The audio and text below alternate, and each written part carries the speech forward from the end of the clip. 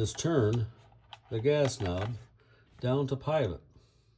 You see this groove right here? And then the word pilot right here. When that's in line with the word pilot, you can depress that button, meaning you can push it in. Do you see it move? To relight the pilot, what you want to do is push that button in with your thumb and hold it in the depressed position. Then there's a square button right here. That's called a piezo.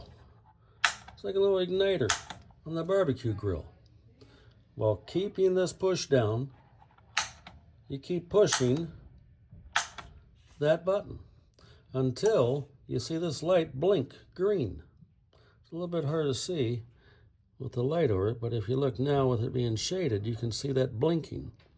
If that blinking is occurring, that means the thermocoupler is hot enough to send back an electrical signal and make that light illuminate.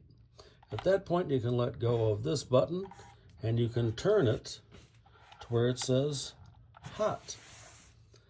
You'll hear the water heater turn on if the water is cold.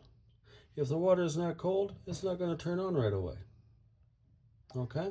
But as long as you have this light blinking, you know that the water heater is lit and operational. That green light blinking is your go light, telling you everything's A-OK. That is how you relight a water heater.